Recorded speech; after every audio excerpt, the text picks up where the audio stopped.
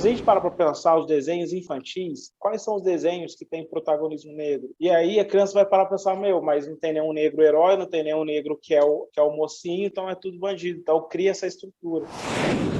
Cara, hoje eu vejo que eu preciso deixar muito mais um legado do que uma herança, que é o que a gente vai ensinar, que é o que a gente vai mostrar, que é o que a gente vai fazer.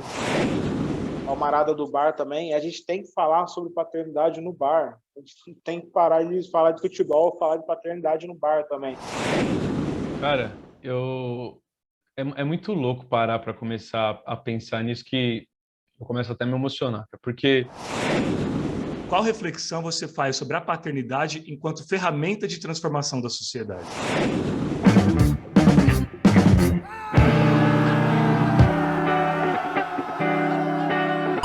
Começa agora, Paternidade.doc, com Fernando Kiefer.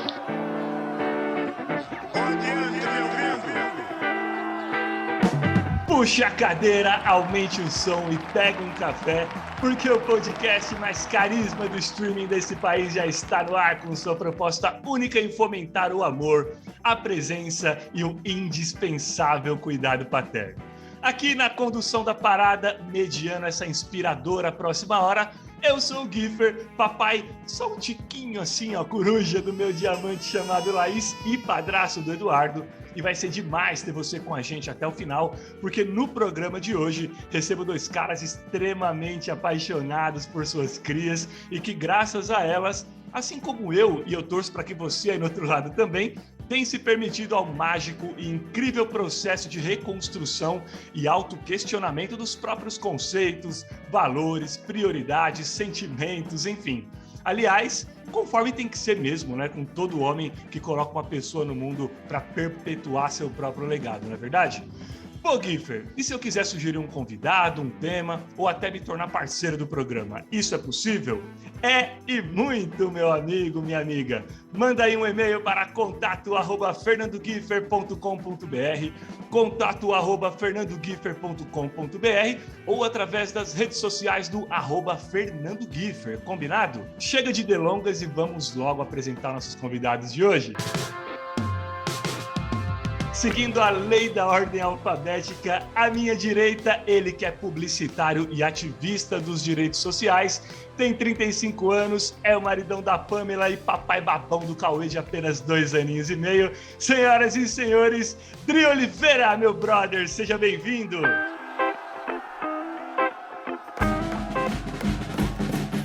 Fala, Kiefer, prazer estar aqui falando contigo. Aliás, eu quero avisar que se vazar um som de alguma criança gritando, é o Cauê que tá do meu lado querendo pular no meu colo aqui. Mas é isso, cara. Salve, salve. Sou daqui do interior, do estado de São Paulo, sou de Cruzeiro. Bom, eu sou pai do Cauê, tenho ele há 2 anos e meio e ele praticamente mudou minha vida e eu vou contar essa história pra vocês. Porra, demais. A gente tá doidinho pra ouvir.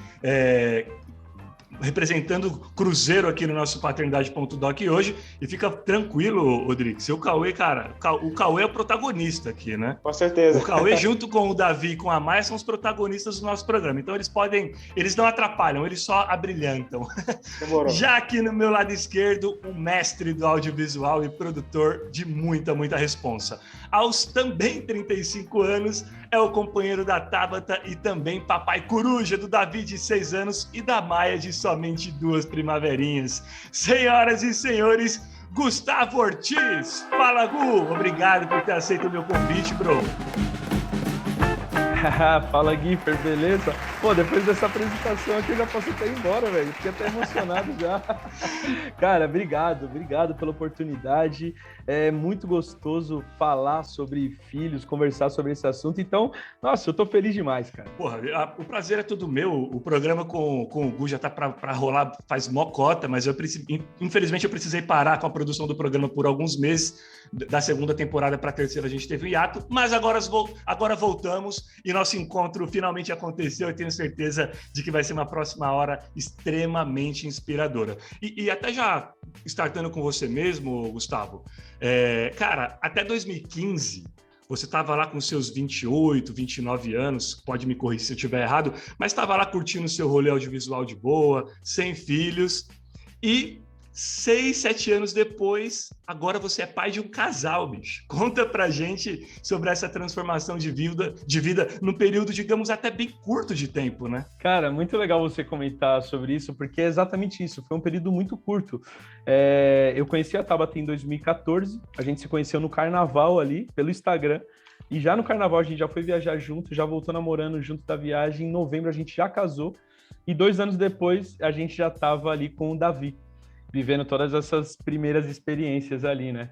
E, cara, é muito, muito, muito bom olhar agora, tipo, para esse período curto de tempo e ver o quanto minha vida se transformou e o quanto as coisas que eu imaginava nessa juventude aí que você falou, mesmo eu estando dentro desse rolê audiovisual, dentro de todas as coisas que eu fazia, eu sempre quando vi uma criança, eu pensava ali na paternidade, pensava em ser pai.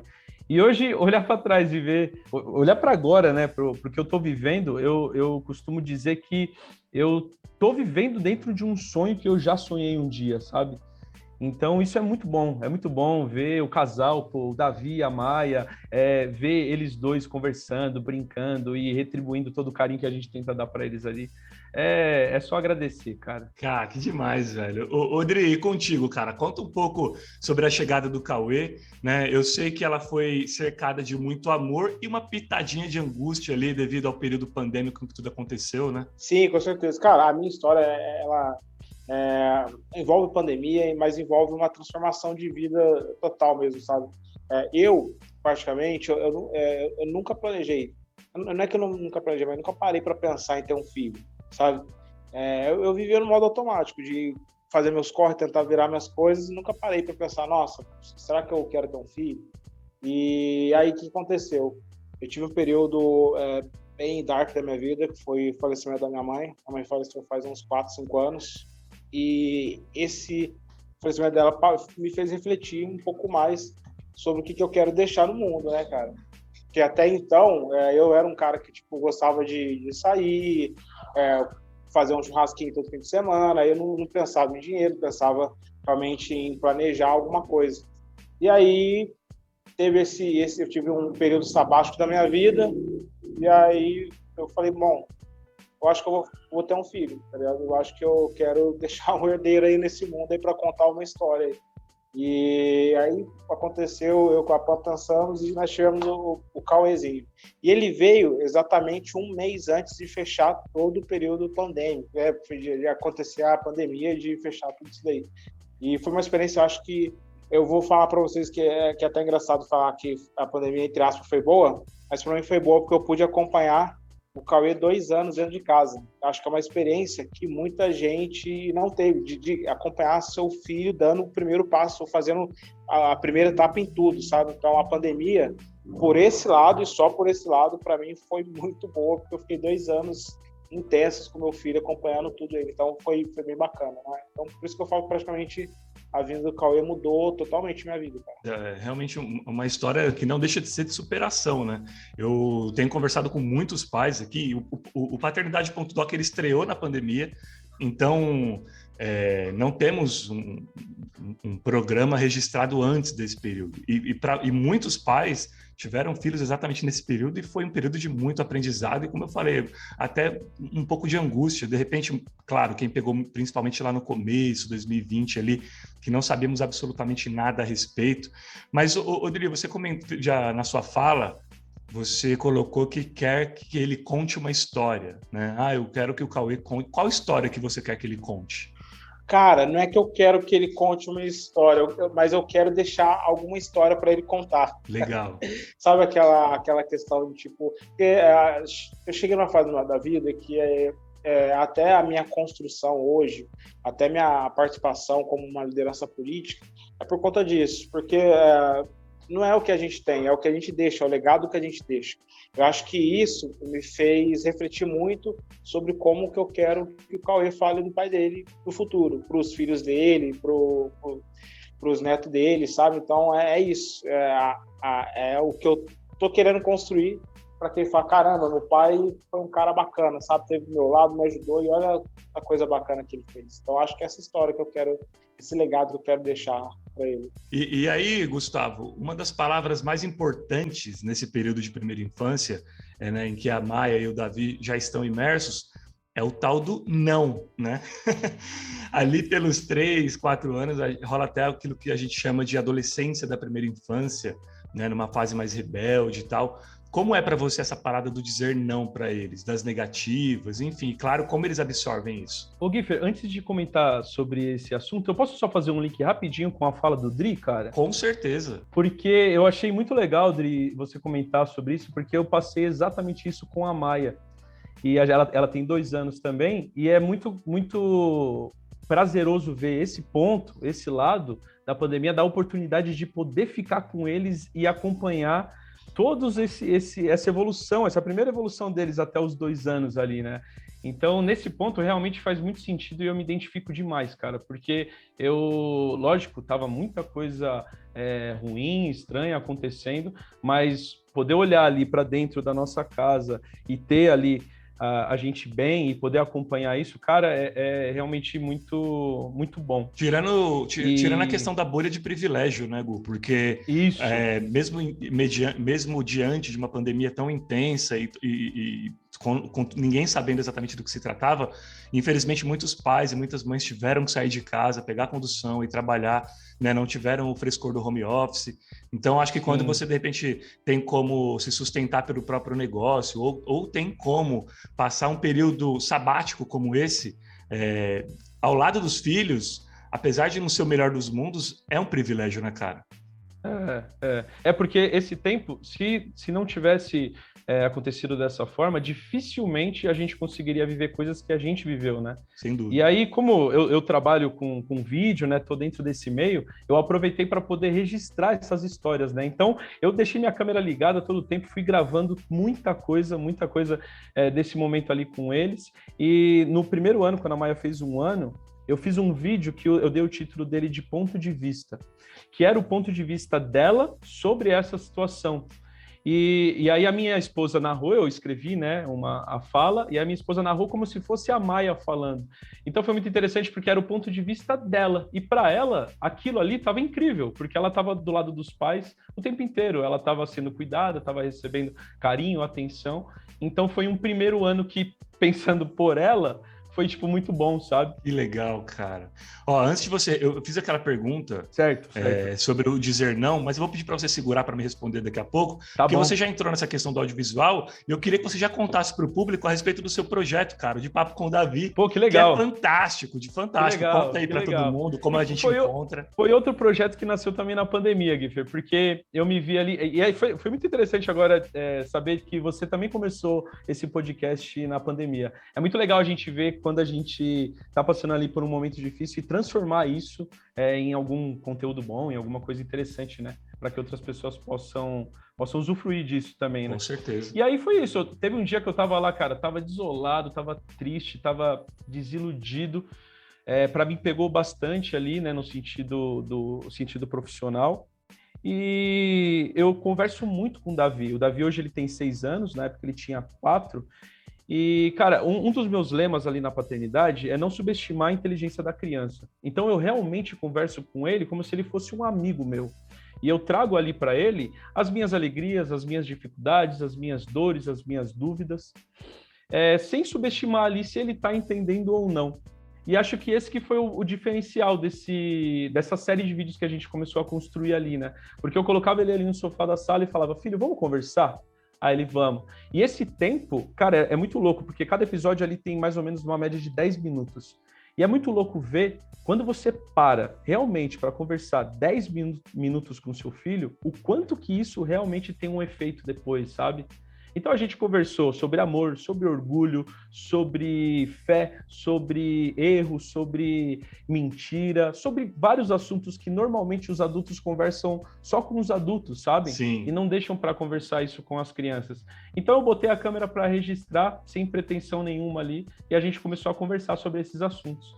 E foi muito, muito, muito interessante não só ver esses vídeos ali no YouTube, a galera se interagindo e gostando ali das mensagens, né? Mas foi muito interessante ver depois ele usando todo esse conteúdo comigo, sabe? Então, às vezes eu estava chateado com a minha esposa por algum motivo, aí ele chegava para mim e falava, papai, você tá com orgulho. acho que você tem que pedir desculpa pra mamãe. Olha isso, cara. Aí eu falava, Davi, você tá certo. E é muito isso, né? Cara, se você só falar pro seu filho, ele vai entender de uma forma. Agora, quando você mostra, quando você pratica, ele absorve de uma maneira muito mais intensa, né?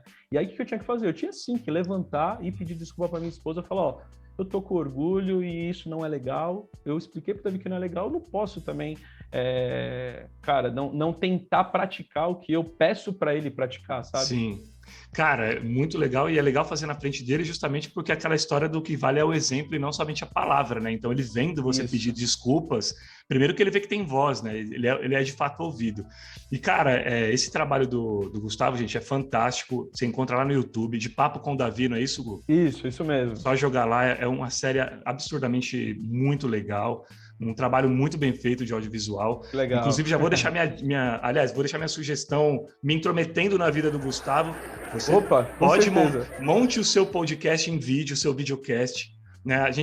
O meu amigo Niltinho montou o Papo de Pai, podcast muito legal, até tive a oportunidade de participar. E a gente precisa de mais podcasts sobre paternidade. Eu sei que tem muitos, mas a gente precisa de muito mais, principalmente em vídeo, né? Esse meu aqui é meio capenga, não tem vídeo, só o áudio. Não, que é isso. Mas cara, mas só a oportunidade de conversar, de falar sobre esses temas, isso é maravilhoso, cara. Maravilhoso. Então, fica aí minha sugestão para você montar o seu podcast em vídeo, que eu sou o primeiro inscrito, com certeza, como já estou inscrito lá no seu canal do YouTube.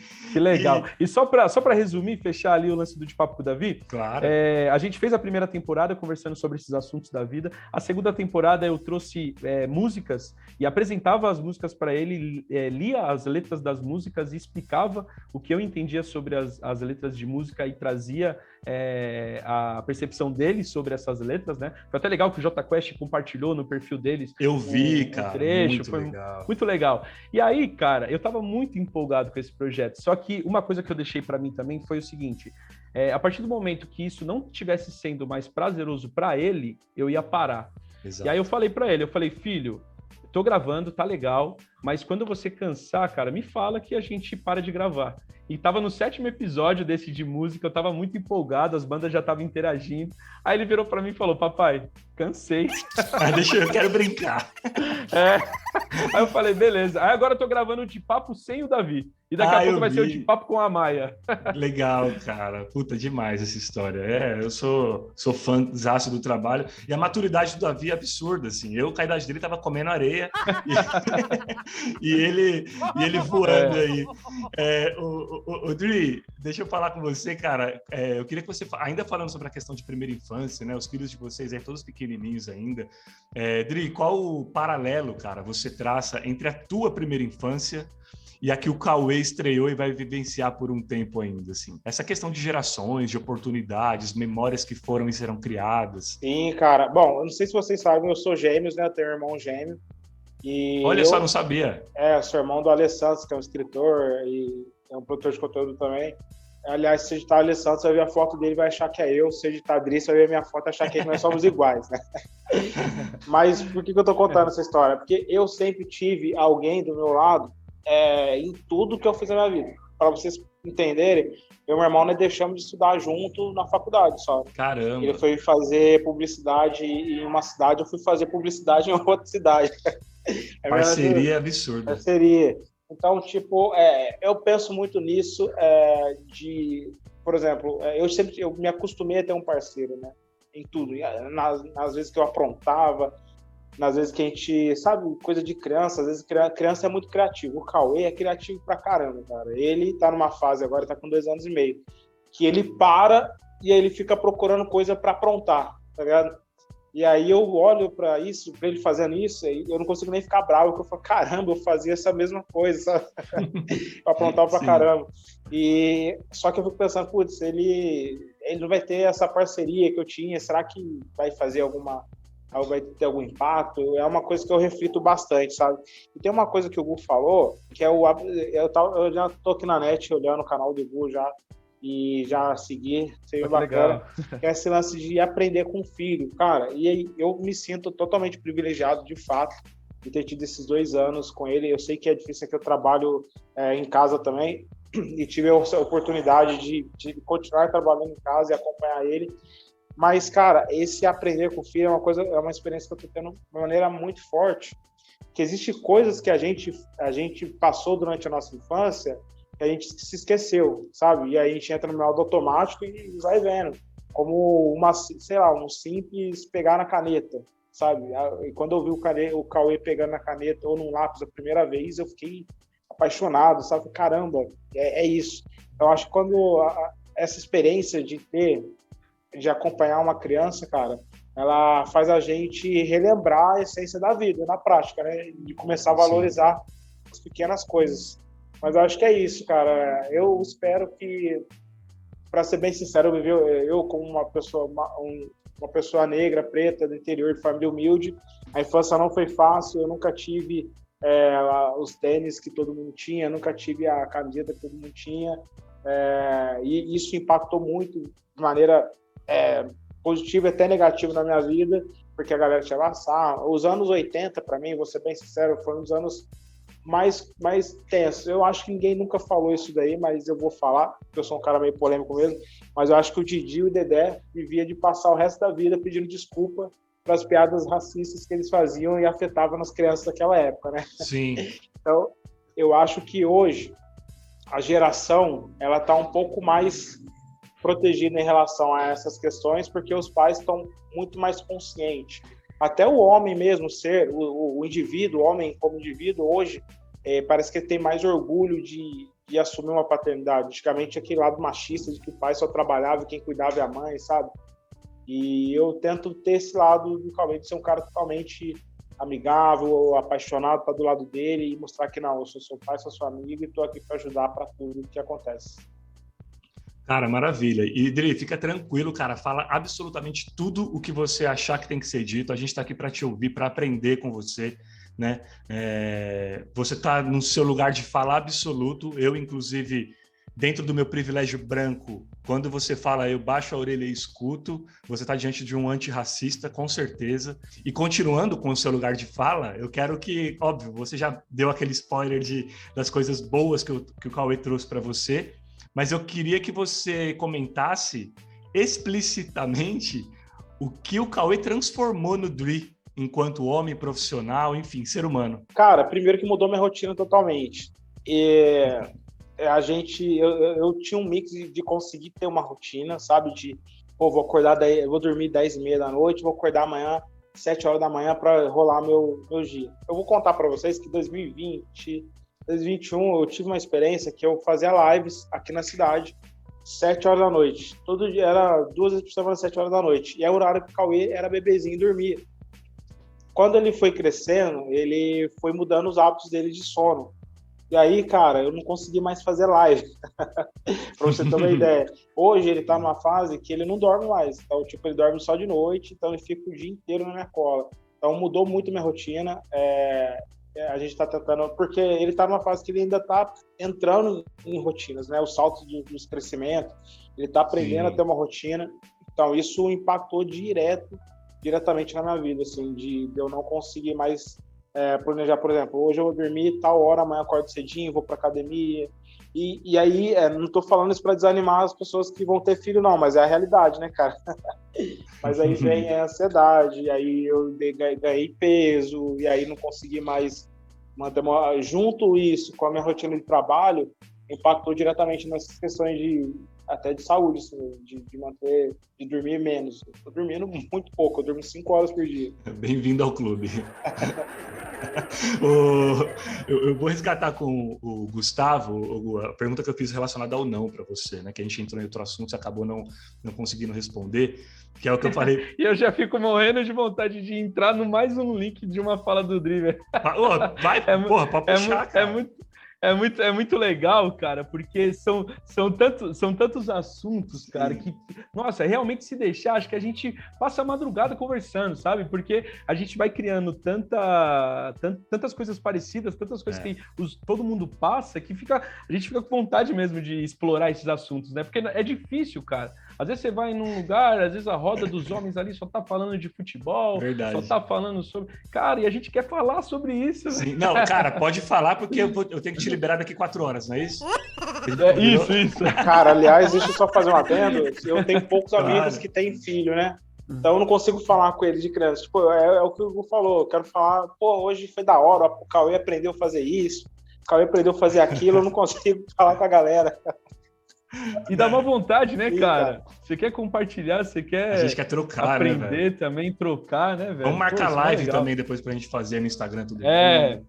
Pra finalizar o papo. Mas pode pegar o gancho aí, Gu, fica à vontade. Isso, só para linkar com a fala do Dri, cara, eu acho muito, muito legal mesmo, muito interessante esse seu lugar de fala, isso que você vem tentando trazer para o seu filho, porque no meu ponto de vista, isso é o legado, sabe? E quando a gente consegue diferenciar o legado de herança, é aí que vai fazer todo sentido, cara, porque é o que você vai deixar para o seu filho, né? E não os bens materiais, enfim. E antigamente eu acho que era difícil os pais perceberem isso, né? Então o mais importante era o quê? Era trabalhar, era conquistar muitas coisas, porque precisava deixar uma herança. Cara, hoje eu vejo que eu preciso deixar muito mais um legado do que uma herança, que é o que a gente vai ensinar, que é o que a gente vai mostrar, que é o que a gente vai fazer. Então, cara, parabéns, velho. Parabéns, porque eu tenho certeza que toda essa sua dedicação que você está fazendo aí em relação a tudo que você pensa e tudo que você quer mostrar para o seu filho, com certeza a gente vai colher lá na frente, cara. Legal, e porque é isso, né, cara? Porque, tipo, o que vai construir os nossos filhos como indivíduo são os valores que a gente passa para ele, não é o que a gente vai deixar na conta para eles, né, cara? É isso. Ô, Gu, vamos fazer o seguinte, vamos esquecer a pergunta do não. Não, pode fazer, que é um assunto interessante também. Não, então vamos embora. Não, a minha pergunta do não era o seguinte, que eu queria que você falasse como é falar não para as crianças. Eu tô recordando, cara, de um programa, do episódio que eu fiz com o Hélio de la Penha, do Cacete Planeta, foi um episódio muito legal. Quem depois... Esperem acabar esse, gente. Aí vocês vão lá e procurem esse do Hélio, que tá bem legal. E eu perguntei para ele sobre essa dificuldade, porque a gente tá falando de um humorista, né? Sim. Então, assim, a gente nunca pensa que o humorista tá brigando com o filho. Aí eu falei para ele que eu sou bunda mole demais com a minha filha, assim, eu tenho uma dificuldade com essa parada do não. Como que é para você essa coisa de falar não e como que eles absorvem? Cara, e é muito legal falar sobre isso porque é um dos pontos que eu acho de extrema importância. A vida é muito mais feita de nãos do que sim, né, cara? Na verdade, faz parte. E preparar eles para esse mundo é o que vai fazer a diferença, é isso, cara. Aí. E aí, o que acontece comigo, né? A Tabata, ela é muito mais do sim. Eu acabo fazendo um pouco mais esse papel ali não é nem tanto de dizer não, é de ser justo com a situação que está acontecendo, sabe? E fazer com que eles entendam que, cara, ali o não está sendo mais justo do que o sim, sabe? E é difícil, cara, porque você quer ver seu filho feliz, né? E quando você se depara ali de ter que dizer um não, você sabe que num primeiro momento ele vai se frustrar, ele vai ficar chateado. Mas como é gostoso ver quando eles estão entendendo o não que você tem que dizer, sabe? Justamente por você já ter aplicado isso, já ter praticado isso está presente ali nesse convívio. Tem uma coisa que aconteceu recentemente agora no aniversário do Davi, que eu acho que cabe bem dentro desse assunto. Ele fez 3 anos, ele já estava querendo um videogame. Na época eu não via o porquê dele ter ali um videogame, também não estava em condições, pandemia saindo e tal, não estava legal, tranquilo com isso. Então eu tive que dizer não para ele. Mas eu acho que não é só o dizer não, é tipo explicar, sabe? É o porquê do não. Porque eu não tô com dinheiro, porque você tem uma idade que... É aquela bela história de não subestimar a inteligência dele, sabe? Sim. E aí, cara, ele fez... Desculpa, eu falei 3 anos, não. Quando ele fez 5 anos. Porque agora ele fez 6. Então ele fez 5 anos, aí eu disse não pro videogame e tal. E, cara, eu vi que ele estava muito com essa vontade do videogame, ele ficou o ano inteiro praticamente. Então eu falei, filho, começa a juntar umas moedinhas, cara. Se você juntar a moedinha o ano inteiro, pode ser que quando você fizer 6 anos, esse videogame aí venha. Expliquei para ele, lance de guardar dinheiro e tal, enfim. Legal. Cara, ele juntou acho que R$300 de moeda e colocou num cofrinho. Ele fez 6 anos, cara, aí a gente foi na Santa Efigênia, a gente quebrou o cofrinho, eu até gravei essas imagens, eu precisava ter editado esse vídeo, eu vou editar. E aí a gente contou as moedinhas ali, separou tudo certinho e tal, ele entendeu ali o que era, o que representava aquilo do dinheiro. E aí a gente foi e a gente conseguiu comprar. Lógico, né, que eu precisei investir a maior parte, mas ele viu que o que ele fez ali durante aquele processo só deu certo por conta daqueles R$ 300 que ele tinha juntado. Olha isso. E aí, eu acho que não é só o processo de dizer o não, né? Eu acho que ensinar também a ter a paciência e saber esperar, a todas essas coisas que, tipo, para uma criança, às vezes, né? Não. O que o não também traz, né? Porque, por exemplo, esse videogame veio e tal, só um detalhe, só para você entender o que eu tô querendo dizer. Hoje em dia, eu acho que as crianças não aprendem a esperar. Hoje em dia é tudo tão instantâneo, tão intenso ali, que é sim para tudo, sabe? Tudo elas têm mão. Então, quando eu escuto o primeiro não, cara, a criança fica frustrada, sabe? Verdade. E aí, beleza. Aí chegou esse videogame e tem uma loja online e tal. E aí você tem que comprar os jogos da loja online para poder jogar ali no videogame. E tem jogos que são muito caros e tem jogos baratos ali de R$1, R$2, R$10. Aí eu falei para ele, filho, até R$10, ok, beleza? Vamos procurar. Aí estamos procurando, beleza e tal. Aí ele viu um jogo um pouco mais caro, aí ele já sabe que aquele não. É o lance de você conversar antes com a criança, sabe? E aí, o que aconteceu? Ele escolheu um jogo lá, acho que o jogo era R$2, cara. A gente se diverte pra caramba com esse jogo hoje. E aí, beleza. Aí a gente fez o download do jogo. E aí, ia demorar, acho que por volta de 1 hora, mais ou menos. Cara, aí eu expliquei pra ele, eu falei, tem que esperar 1 hora pra você poder começar a jogar. E a gente esperou, sabe? Começou a conversar, ficamos ali e tal. Pra ele também entender que, cara, vai ter momentos na vida que você vai precisar esperar. Não é só, tipo, aceitar ou não. Às vezes é esperar. Que aí você vai ter o sim, sabe? Perfeito. Então, cara, são pequenas coisas que às vezes acontecem diariamente, que às vezes a gente deixa passar e perde uma oportunidade de, às vezes, explicar um não, explicar a demora, a espera de algo que ele quer, sabe? Cara, perfeito. Eu acho que é exatamente isso mesmo. Gosto muito de quando você fala do não e o vir sempre acompanhado do porquê, né? Porque a gente nem sempre teve isso, inclusive com as nossas gerações, né? Uma geração... Era não e não, Era né? não. Não é não, é o famoso, né? Não é não. Isso, é. Por quê? Porque eu sou seu pai. Exatamente, porque sim, e pronto, né? Então, eu acho que é um trabalho nosso também desconstruir isso, né? Entregar os motivos do porquê não e por que não ouvi-los, né? Quando for necessário também. Cara, abrindo aliás, já foi aberto pelo Dri, mas eu acho que dando continuidade ao nosso baú de pautas necessárias, Dri, cara, para quem é negro, como abordar o preconceito racial com as crianças, né? Já que, infelizmente, a gente ainda vive num mundo racista. E já você começa a vivenciar isso com o Cauê, né? Cara, pesada a pergunta, mas eu posso pegar um link só antes do não? Eu tô vivendo uma experiência com o Cauê. Eu percebi que vocês estão ignorando completamente a minha pessoa. Não, cara, porque tô brincando. Essa experiência é muito louca. Eu tô tendo essa experiência com o Cauê, porque, tipo, ele tá dormindo menos e ele tá querendo dormir cada vez menos para ficar brincando o dia inteiro. E aí eu falei, filho, não pode brincar de noite. Ele, por quê? Aí eu tô usando o exemplo do céu. Eu falei, tá vendo que o céu tá preto? Quando o céu tá preto, as pessoas dormem. Eu saí e mostrei a rua para ele. Todo mundo na rua, falou, agora é hora de dormir. Então, você tá entendendo? Então, eu tô tendo essa experiência. Tá sendo até um pouco bacana, mas é isso, cara. Antigamente era não pronto. Você não pode fazer e pronto. E a gente explicar para eles dá uma diferença muito grande e um crescimento não só para eles, mas para a gente também, né? Para a gente aprender a lidar com os nãos que a vida nos dá também como adultos, né? Acho que é o papel nosso a quebrantar essa figura de autoridade e transformar isso numa figura paterna mais afetuosa, né? Sim, cara, é menos machista. Mas vamos falar da pergunta que você me fez sobre o preconceito. Cara, é muito complicado isso daí, porque o preconceito ele tá cada vez mais... As pessoas não compreendem. A internet trouxe a cultura do mimimi, né? As pessoas acham que tudo era mimimi. Na minha época, por que eu falei dos Trapalhões? Eu vivi isso daí. As pessoas tiravam sarro do Mussum, no dia seguinte os alunos estavam tirando sarro com as mesmas piadas com a gente. E aí ninguém entendia o racismo, porque o racismo é algo que o Brasil começou a tocar há pouco tempo. Aí a gente chorava. Os nossos próprios pais não compreendiam o racismo.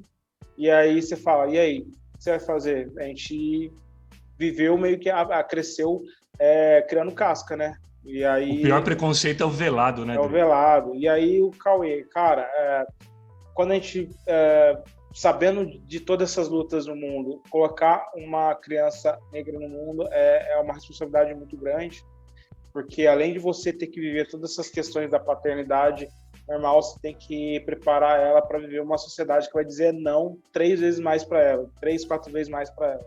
Né? O próprio Mano Brown fala que o negro, quando ele empata, ele já perde. Então, é uma coisa que eu fico pensando muito, né? Eu tento... o Cauê ainda não está nessa fase ainda de compreender as relações como um todo, mas é uma coisa que eu tenho me preocupado, tenho pensado muito em relação a isso, porque cada dia mais tá muito forte o conceito. O Gu, e fazendo um gancho com relação à fala do Dri, ainda permeando, né, esse campo, a gente sabe que ninguém absolutamente nasce preconceituoso, né? Então, assim, todas as crianças, gente, elas vêm ao mundo com o que eu chamo de HD zerado, livre de qualquer sentimento de ódio com o próximo. Cabe a nós, adultos, ali instalar bons programas, né, entre aspas, ou vírus, né, ao longo dessa transmissão de valores e suporte que damos na formação da identidade. Gustavo, me diz uma coisa, cara, e você, o que tem instalado de programa nessas pequenas máquinas aí que podem mudar o mundo, chamadas Davi e Maia, né, quando a pauta é racismo, homofobia, xenofobia, enfim? É muito, muito interessante entrar nesse assunto, porque é algo que eu e a Tabata tem muita preocupação de realmente tratar e falar. E teve até um episódio do De Papo com o Davi que a gente conversou sobre uma música do Emicida. A música é bem complexa, a música Amarelo. É bem complexa, mas eu falei, cara, eu vou trazer... Não é a música... Não me recordo agora o título da música, cara. Enfim, é uma música do álbum Amarelo e a letra dela é bem forte, sabe?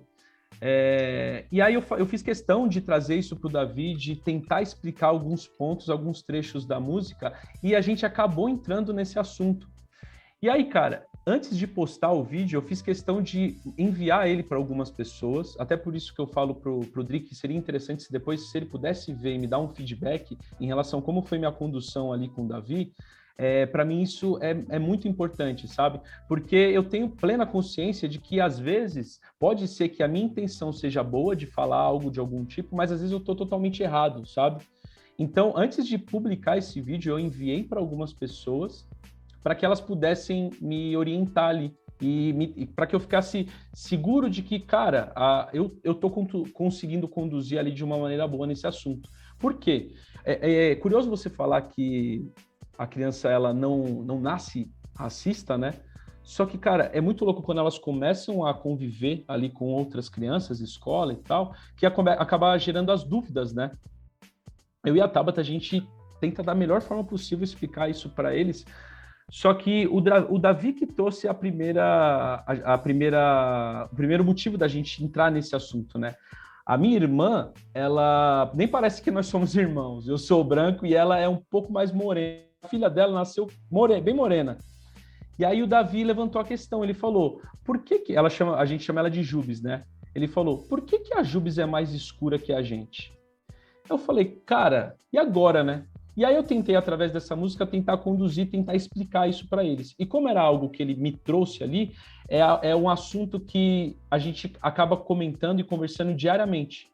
Isso em relação a várias outras coisas que acabam acontecendo, de dúvidas de pessoas diferentes deles ali, né?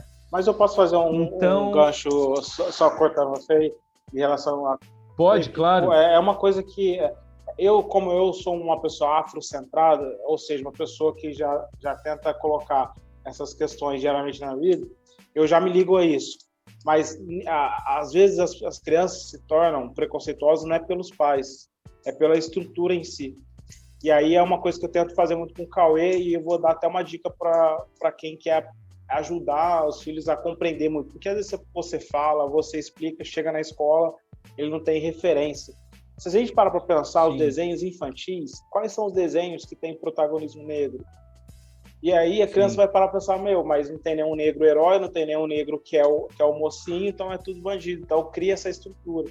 Aí posso dar uma dica de uma série muito foda para criança aqui? Que Por favor. Claro. Monton Magic, da Netflix. Vocês já assistiram? Não, fala de novo, Rodrigo. Monton Magic. É um desenho, uma animação que a Netflix fez, e esse é o nome de uma gravadora. Ele é feito para criança, 100% afrocentrado, todos os protagonistas são negros, Família Negra, só que a trilha sonora é de uma gravadora, se eu não me engano, que fez sucesso nos anos 80. Então começa com ABC. Nossa, tem tanta música que nós lembramos, sabe? É uma referência muito legal. O que eu tento fazer? Mostrar para o meu filho que, independente que ele sendo negro, existem outras referências negras que ele pode se inspirar, como até o Black Panther, não só no entretenimento, mas até na história, porque os livros de história excluíram todas as lideranças negras, então os nossos filhos aprendem que o negro foi só escravo e ponto, sabe? Então é isso, é tentar mostrar que, olha, existem pessoas negras importantes na construção da sociedade e tem referência. E por isso a gente deve respeitar todo mundo. Acho que é mais isso. Legal, legal demais. Porque, Edri, eu confesso, cara, que às vezes eu fico com algumas dúvidas do que falar, de como falar, como explicar para eles, porque eu fico com muita vontade de que eles acertem, mas eu fico com muito medo de que eles errem, às vezes, por uma condução equivocada minha, sabe? Mas, tipo assim, só de você ter essa preocupação, você já é um cara diferenciado e você já tá no caminho certo. Infelizmente, a sociedade como um todo, ela é estruturada, esterilizada para colocar, né, a negritude abaixo. Tem uma pesquisa, não sei se vocês se lembram, o Fantástico mostrou. Pegaram umas crianças, colocaram um bebê negro, um bebê branco, e elas escolhiam sempre o branco, né? É isso, a sociedade faz isso. Mas a gente busca referência. Procura colocar desenhos que tenham protagonismo negro, que mostram não só negro em situações de escravidão, e aí já vai ajudar a construir esse imaginário aí. Legal, legal demais. Cara, demais, eu tô abismado aqui com o papo, só aprendendo, né? Baita aula, acho que é uma troca extremamente necessária, microfone muito aberto. E antes até de conduzir Você quer finalizar, Gu? Eu posso seguir aqui? Você quer concluir? Cara, só para concluir, Claro. Eu acho que isso e vários outros assuntos entra exatamente nessa preocupação nossa de realmente conduzir a criança para um mundo melhor, sabe? Faz parte, eu acho que a gente tem que falar sobre... Acho que não tem algum tema ou algum assunto que a gente não tenha que tratar com eles e aprender com eles e aprender com outros pais, aprender com outras crianças, sabe? Meio que... Acho que antigamente nossos pais tinham muito medo, muito receio de demonstrar certa fragilidade em não saber alguma coisa, em não conhecer tal assunto. E acho que se a gente se desprende disso e mostra para a criança que a gente também está em processo de aprendizado em relação a outros assuntos que não fazem parte, às vezes, do nosso cotidiano, vai ser muito mais fácil da gente aprender junto e evoluir melhor todo mundo, esse mundo, cara. E antes de conduzir a próxima pergunta aí pro Dri, eu vou trazer Eu vou contar uma história aqui que, cara, sempre que eu tenho oportunidade, na vida eu passo a contar depois que eu ouvi. Eu tenho um programa muito legal que eu gravei aqui, que é com o Henrique, que é do Blind Pigs, uma banda punk, do Armada e tal, o Henrique Baliu, um baita de um pai. E ele conta uma passagem, olha que loucura, né? Quando eu falo para vocês de que, poxa, a criança nasce com HD zerado, tô completamente livre de preconceitos, né? E isso é que nem o Dri falou, é uma coisa que está estrutural, né? Ela já chega e já é imersa a um universo racista, de um mundo que é racista, infelizmente. Mas olha como está atrelado também muito a nossa questão, a forma como nós apresentamos o mundo para os nossos filhos, né? O Henrique, ele é branco, muito branco, né? E aí ele tem o filhinho dele, o Lipe, e olha que loucura. Aí o Henrique estava contando que um dia que o Lipe tinha uma professora negra, professora bem negra, e que ele era apaixonado por essa professora, apaixonado.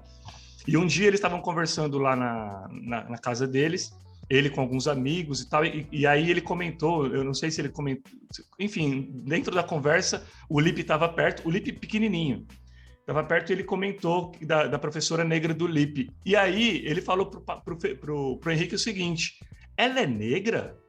Eu nunca percebi. Cara, quando ele falou isso, Caraca. Eu me arrepiei todinho, velho. Porque para você ver como eles não enxergam cor. Olha que doideira, né? A minha própria filha aqui, a Laís, ela também não sabe, cara, o que é o negro, o que é o branco, né? Então, essa coisa de querer apontar e querer diferenciar, isso parte muito dos adultos, né? Então, Sim, e aí com certeza. o Henrique falou, cara, eu fiquei tão orgulhoso dele naquele momento e, claro, por tabela, um pouco orgulhoso também da forma como a gente tem criado, porque ele olhar para mim E se quer falar que percebeu que a professora dele era negra, foi uma coisa muito legal, assim. Mas, enfim, foi só uma passagem que eu sempre faço questão de contar para mostrar que se o seu filho, meu amigo ou minha amiga, tem preconceito com algo ou com alguém, pode ter certeza que tem dedo teu no exemplo aí, tá bom? Ou você anda falando alguma bobagem dentro de casa, sabe? Ou você não tá dando o exemplo. Ou você tá falando como ele tem que fazer e não tá agindo da forma como ele realmente você deve agir primeiro. Dri, e entrando, cara, aqui no métier da política, talvez a gente esteja agora na era mais odiosa da nossa história enquanto povo brasileiro, porque o racismo, a homofobia, o machismo, enfim, o ódio gratuito, né, passaram a ter chancela federal no Brasil, aparentemente. Porque, por mais que o ser humano nunca tenha sido uma raça amigável, eu acho que nunca se vivenciou a legalização da intolerância como hoje com esse atual governo. E você, um cara que brada por progresso e que vislumbra ocupar, inclusive, cargos públicos, acaba sendo um dos alvos desse lado de lá. E aí minha pergunta é a seguinte, você teme pela segurança do Cauê? Né? Eu me lembro até da Manu Dávila, dizendo que agrediram a filhinha dela, a Laura, no colo dela, né? Quando ela era bem pequena. Sim, cara. Isso, de certa forma, te assusta por causa do pequeno? Cara, eu vou ser sincero para vocês, assusta. Não é que assusta, mas, tipo, infelizmente, quando você se coloca como uma liderança política ao lado contrário, você tem que esperar agressividade. Eu já sofri ameaças, né? 24 horas, um cara começou a me ameaçar, só porque eu não falei nada do cara, nem conhecia ele, falei só que eu discordava do Bolsonaro. Isso é horrível, desculpa até falar o nome. Mas, enfim, eu sofri ameaça. O cara começou a stalkear, começou a seguir minha mulher, começou a querer seguir meus irmãos, seguir. E aí, tipo, essas coisas acontecem. Quanto mais próximo do pleito eleitoral, mais vai se intensificar. As pessoas estão muito fanáticas, estão perdendo a razão, infelizmente. E aí, por motivos que não são pessoais, elas estão tomando dores, né? Porque, para ser sincero, a vida dos presidentes, independente de quem for, fica lá em Brasília, lá e não afeta 100% na nossa vida, né? A ponto da gente querer tomar as dores e falar mal do cara. Mas as pessoas estão sem senso da razão. E eu fico um pouco assustado. Eu tenho uma estratégia, não sei se é melhor, se é pior, que eu não fico falando muito da minha vida pessoal na internet, para tentar blindar a minha família, o Cauê. Vocês podem ver que é uma vez ou outra que eu posto uma foto dele. E mesmo sendo assim, as pessoas acabam conhecendo, né? Aqui eu moro no interior você anda, as pessoas te conhecem, pô, eu conheço você, já vi foto do seu filho. Então, é uma coisa que eu fico um pouco assustado, sabe? Mas, cara, eu tento ao máximo manter ele seguro. Infelizmente, nas manifestações, nas ações que eu vou, eu não levo, sabe? Porque a gente não sabe o limite das pessoas que são fanáticas, né? Quem é fanático não tem limite, né? Sem dúvida. Só espero acabar esse ano aí, acabar toda essa polarização para que as pessoas voltem a pensar um pouco, né? Porque as crianças não têm culpa de nada disso que está acontecendo. Com certeza. Gustavo, bicho, eu não sei você, mas ser pai de menina para mim tem sido uma aula incrível, assim, né? Porque o menino, de certa forma, é parte do nosso universo total, a gente meio que viveu o que um filho pequeno vive, vai viver e tal, mas no caso de menina, não, né? Tudo pra gente é um aprendizado novo, as brincadeiras menos brutas, saber lidar com a própria força física, quebrar os paradigmas do machismo e até de estereótipos de gênero, né? Que, enfim, infelizmente, são heranças malditas aí que a gente carrega e herda, né? E você, o que ser pai de menina proporcionou de transformação na tua vida? Cara, é muito louco parar para começar a pensar nisso, que eu começo até a me emocionar, porque eu tenho certeza que ela chegou para me transformar, sabe? Porque o Davi veio e aí, pô, que legal, que demais, o filho e tal. Mas, cara, uma filha, velho, pô, ela tá trazendo... tá fazendo eu realmente me tornar uma pessoa melhor, sabe? Pô, e ela tem 2 anos, cara. Tipo, eu fico imaginando o quanto eu ainda posso aprender, o quanto eu ainda posso desenvolver, o quanto eu ainda posso realmente me tornar uma pessoa melhor por conta de estar convivendo com ela, sabe? De estar aprendendo com ela.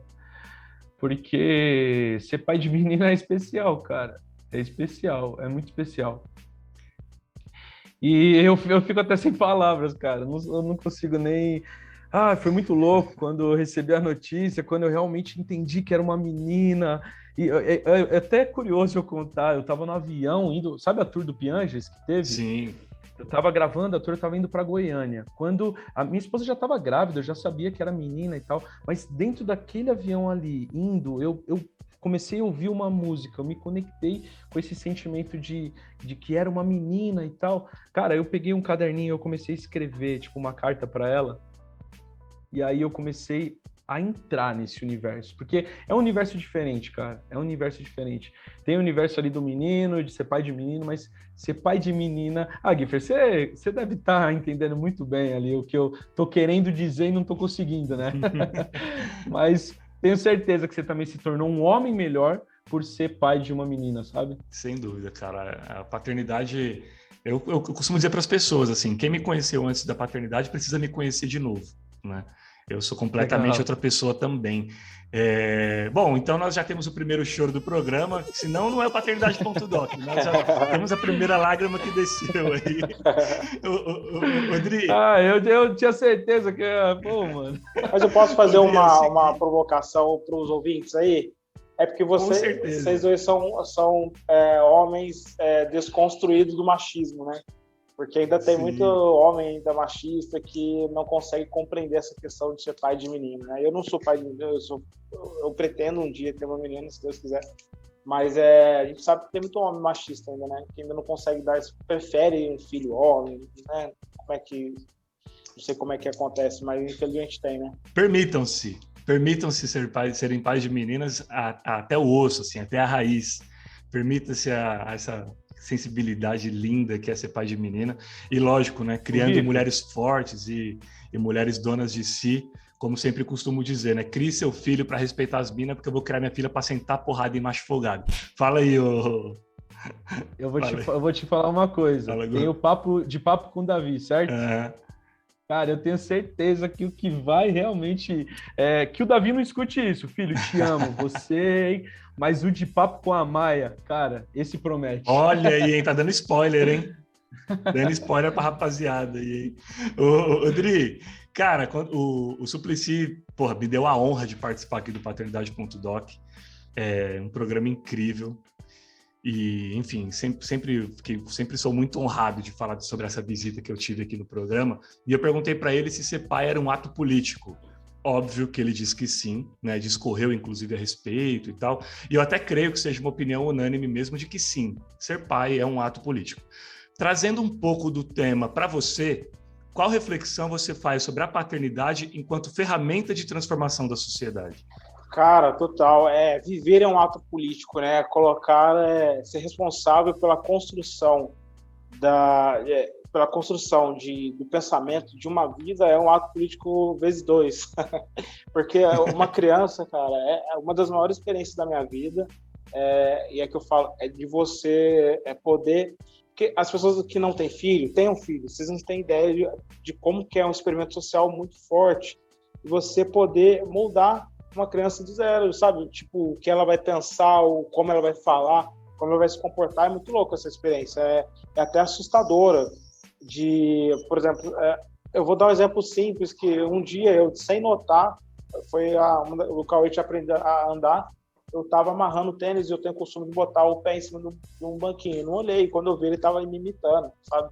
Então é uma coisa que eu falei, caramba, cara, realmente eles fazem tudo que a gente fala.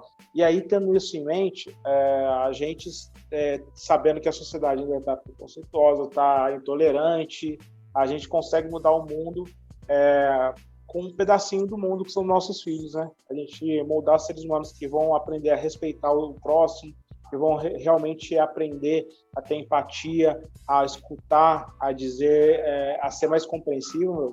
É isso. As pessoas acreditam que para mudar o mundo a gente precisa de uma grande transformação. Não. É um pouquinho em cada canto que já vai mudar, e esse pouquinho pode ser os nossos filhos, sabe? Hugo, seus filhos, cara, nasceram aí numa geração completamente digital, né? E você, graças até à profissão de videomaker, acaba sendo um cara muito digital também. Apesar disso, ter uma vida offline, se distrair com as brincadeiras que a gente chama de brincadeira raiz, enfim, é fundamental para não desenvolver problemas em longo prazo. Você tenta blindar o Davi e a Maia do excesso de YouTube, jogos, enfim, dessa overdose de online? Tento, total, cara. Tem até um vídeo muito interessante. Tudo eu acabo transformando em vídeo, né? Aí, cara, mas tem o um que eles vídeo... vão ter de recordação é um privilégio Nossa, absurdo. Né? isso que eu fico pensando, cara. Isso é demais. Mas falando sobre isso, tem um vídeo muito interessante no meu canal que eu fiquei 40 dias longe do Instagram, no começo desse ano. Tava me causando muita ansiedade, eu tava ali muito chateado, enfim, não tava me fazendo bem. E eu trouxe isso pro Davi e expliquei isso para ele. Eu falei, eu vou ficar 40 dias fora do Instagram, porque o Instagram tá me deixando assim, expliquei para ele. E ele tava num processo ali de ficar muito no YouTube. E aí eu só falei para ele, eu virei para ele e falei, Davi, o que tá acontecendo comigo no Instagram, tá acontecendo com você no YouTube. Você tá menos paciente, você não quer fazer algumas coisas diferentes com o papai, você... Enfim, trouxe vários exemplos, fiz ele pensar. Cara, passou acho que 40 minutos. Eu tava na cozinha, lavando louça e tal, ele veio. Aí ele veio e falou para mim assim, papai, eu quero ficar 40 dias sem o YouTube. Aí eu falei, sério, filho? Ele falou, sério. Eu falei, cara, mas se você ficando 40 dias sem o YouTube, vai acontecer isso, isso e isso. Ele falou, tá, beleza, eu quero. Eu falei, tá bom, então combinado. E aí, a primeira preocupação dele é, tipo, eu ia pra casa da minha irmã, e minha irmã, a filha dela assiste YouTube de vez em quando também, né? E aí ele falou, cara, eu tô preocupado, porque a gente vai pra casa da Inhatica, e a Jubes, ela assiste muito YouTube e tal, eu vou ter que ser muito forte. Eu falei, cara, é isso. Mas eu tento deixar isso equilibrado, sabe? Por exemplo, domingo de manhã a gente tava jogando pega-vareta. A gente foi numa festa no sábado, ganhou um pega-vareta, pô, a gente se divertiu pra caraca ali no domingo de manhã, jogando pega-vareta, sabe? Legal. Então, tem várias coisas que dá para fazer com o filho que alguns pais não fazem por quê? Porque exige tempo e dedicação. E eu tento me policiar ao máximo para isso, para que eu aproveite o meu tempo e eu seja dedicado com eles. Porque é muito mais fácil você jogar um celular na mão da criança e ela ficar assistindo o YouTube quietinha ali no canto, certo? Agora, para você jogar um pega-vareta, você tem que estar ali. Você tem que fazer parte. Para você jogar uma bola, você tem que estar ali. Corpo e alma. Para você andar de bicicleta, você tem que estar ali, sabe? E longe do celular. Sim. Então, eu tenho muito essa preocupação, principalmente por entender que esse contato muito, muito intenso com rede social me prejudica. E se me prejudica, como que pode prejudicar eles também, né? Sim. Então, essa é uma preocupação que eu tenho muito grande, cara. Pessoal, a gente já vai para o quadro de encerramento do programa, porque eu preciso liberar os nossos convidados. Mas, para fechar, eu quero ouvir do Dri sobre um tema mega importante, que é o abandono paterno, né? Essa epidemia social aí, responsável por impactar na segurança pública, economia, saúde, enfim, quase todas as áreas da nossa vida. São quase 12 bilhões de mães solo no país, sendo a maioria nas periferias pretas e pardas, né? Ou seja, impossível falar sobre isso sem traçar um recorte social. A gente precisa falar mais sobre isso para buscar soluções, né, Dri? Cara, sim, a gente tem um problema muito sério no Brasil. Para você ter uma ideia, 63% dessas mães solos estão na faixa da pobreza, sabe? E a gente sabe que vai impactar diretamente na vida dessas crianças, né?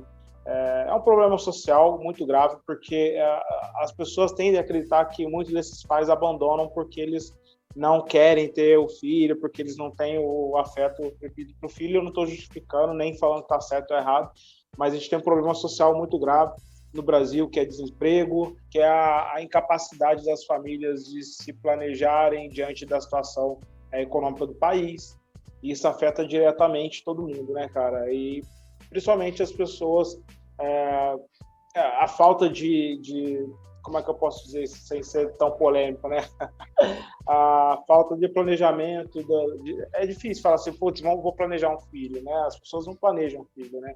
Só que, infelizmente, sobra para a mulher, que é o elo mais fraco, entre aspas, da sociedade, né? O homem some e deixa na mão da mulher, né? Acho que a gente tem que começar a refletir sobre isso mesmo. A sociedade ela é muito machista, muito patriarcal. A gente tem que começar a dar mais valor às mulheres, porque, na verdade, de fato, elas têm o maior esforço, principalmente no início do nascimento dos nossos filhos. E só para fazer um adendo, eu sou usuário do SUS, eu uso o SUS, o Cauê nasceu pelo SUS, Para vocês terem uma ideia, eu acompanhei a minha esposa em algumas sessões do pré-natal e durante o primeiro ano inteiro do Cauê, de exame de pezinho, etc e tal, e eu era um dos únicos homens que fazia isso, sabe? E eu falei, caramba, é muito assustador isso. E sabendo isso, sendo homem, sabendo isso, acho que é papel nosso de começar a conscientizar nossos amigos, nossos irmãos, etc., a almarada do bar também. A gente tem que falar sobre paternidade no bar. A gente tem que parar de falar de futebol, falar de paternidade no bar também. Para as pessoas começarem a entender que isso é um problema coletivo. Aquele fato daquele anestesista que estuprou a mulher na sala do parto, cara, isso é reflexo da sociedade patriarcal. Os homens têm que começar a assumir o compromisso com os filhos, e não é só o compromisso quando ele está bonitinho sem dar trabalho, mas é de acompanhar as mulheres até no nascimento do filho, entrar, acompanhar um parto, assistir, e aí ter esse papel, né, cara? Mas a consciência é um problema social, são coisas que a gente precisa avançar muito ainda, muito, muito. Rodrigo, posso fazer só um adendo aqui rapidinho, Claro. Cara? Não sei se tem muito a ver, mas talvez faça algum sentido.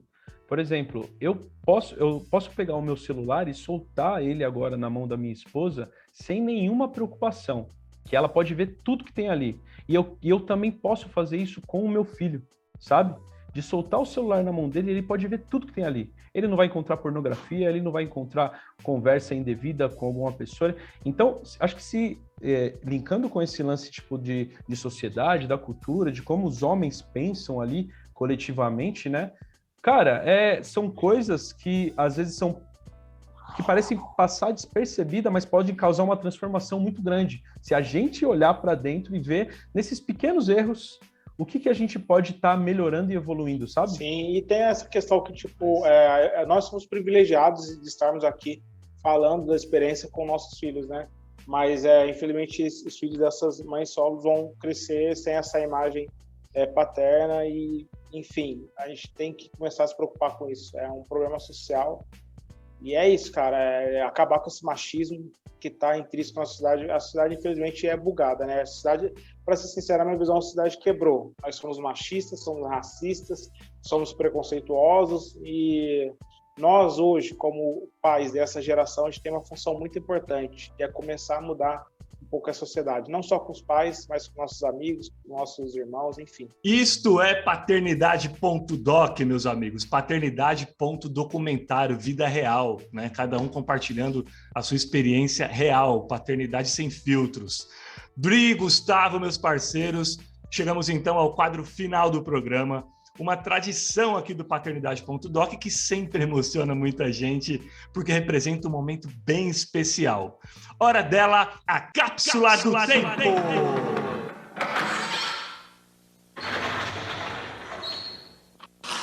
Senta que lá vem a história. Rapaziada, vocês sabem que depois que forem embora desse plano espiritual, dessa vida física, os pequenos de vocês continuarão por aqui passando ainda por muitos momentos de alegria, felicidade, euforia e também de medo, angústia, apuros, enfim. Como eles talvez possam se deparar com esse podcast lá na frente, vocês vão então gravar uma mensagem para que eles possam ouvir naquele instante em que eles procurarem pelo colo do papai, pelo ombro, por uma orientação, um abraço e, infelizmente, não mais os tiverem fisicamente. Um por vez, como iniciamos o programa com o Dri, agora quem grava primeiro é o Gusta, beleza? Então bora lá, Gustavo Ramon Ortiz, meu velho, fechando os olhos e mentalizando Davi e a Maia na tua frente. A palavra é tua em primeira pessoa, só para eles. Se esqueça de tudo ao redor, valendo. Cara, que responsa, vamos lá. Fechando os olhos aqui, me conectando. Ai, Davi e Maia. Antes de falar qualquer coisa, eu quero dizer que até esse exato momento, eu sou muito feliz por ser pai de vocês. Muito feliz. Vocês chegaram para transformar a minha vida, eu tenho certeza que vocês vão continuar transformando ela e a gente vai aprender muito junto ainda.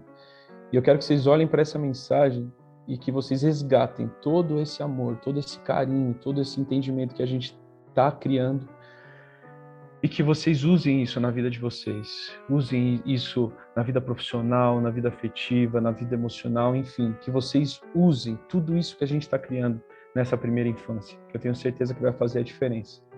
E nunca se esqueçam que eu amo demais vocês. Eu vou estar com vocês sempre. Maravilha, maravilha. Porra, sempre fico arrepiado aqui, cara, na Cápsula do Tempo, que são mensagens muito, muito especiais que tocam lá na alma, né, cara? Bom, agora então é a vez do Dri, que já pegou o spoiler ali, teve tempo para se preparar. Ai, ai. Adriano Oliveira, a palavra é tua em primeira pessoa, falando diretamente com o Cauê, valendo. Cauê, seguinte, o mundo vai sempre desacreditar de você. Vão tentar jogar você para baixo a todo tempo. Mas mantenha seu foco, tenha fé, acredite sempre em você e saiba que vai ter barreira para você se você manter isso que o pai está falando para ti. Acredite em você sempre, por mais que as pessoas desacreditem em você. É isso.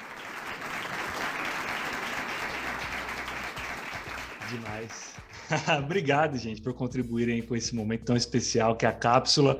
Bom, agora sim o episódio chegou ao final. Quero agradecer de coração você, ouvinte, aí no outro lado que esteve com a gente. Se gostou, não guarda para você não. Compartilha essa positividade aí com as pessoas que conhecem, com as suas redes sociais, porque o meu trabalho aqui é muito árduo, sem equipe, sem estrutura, mas como puderam ouvir, tem muito propósito e é conduzido somente pelo amor. Por isso, eu vou ficar muito grato se você que ouviu puder repassar essa energia boa, fechado? Dri, meu caro, somente agradecer mesmo por ter aceito. Obrigado pelo papo, viu? Cara, eu que agradeço, aprendi muito. Eu acho que a vida é isso, né? É conectar pessoas, é escutar histórias, aprender. E eu vivo muito uma filosofia africana chamada Ubuntu, que a gente progredir, mas progredir como um todo, como sociedade, e é isso que nós fizemos hoje aqui. Foi um prazer, Gu, também estar contigo, viu, cara? Tamo junto. Prazer foi meu. Como as pessoas te acham nas redes, cara? @Soldri, no Instagram, no Facebook, no TikTok, é só digitar Soldri, DREE. Maravilha. Gu, demorou, mas rolou, meu velho. Foi demais conhecer melhor a tua história. Brigadão, a gente tá junto, viu? Que bom. Tamo junto, Giffer. Pô, vamos fazer outro amanhã, cara? Por favor, velho. Agora eu quero ser convidado pro teu, hein? Já tô me Legal. Vou fazer. Isso vai rolar. Mas, obrigado pela oportunidade. Muito bom, tinha certeza que seria um papo muito bom, que depois que terminasse a gente ficaria com vontade ainda de estar falando muito mais sobre vários outros assuntos, e essa vontade acho que é o que vai fazer a gente fazer a diferença aí. Vamos pra cima, Ju. E agora acabou mesmo. Deixe meu abraço afetuoso ao Michel Vanderlinden, ao Bruno Félix Pascoal e à Lúcia Aparecida Fonseca, membros da comunidade paternidade.doc lá no Apoia-se, que contribuem efetivamente e financeiramente com a sobrevivência do programa. Gratidão, viu, gente? Deus abençoe vocês de coração aí por sempre fortalecerem. E você aí do outro lado pode ser membro da comunidade paternidade.doc, dando uma força para esse podcast continuar rolando. Para isso, é só acessar o apoia-se/podcast paternidade, apoia.se/podcast paternidade ou através do link que está aqui na descrição do episódio. Siga também o @Fernando Giffer nas redes sociais, porque tem muito mais material relacionado à paternidade e a diversos outros temas por lá também. Valeu, gente, até a próxima. Fui!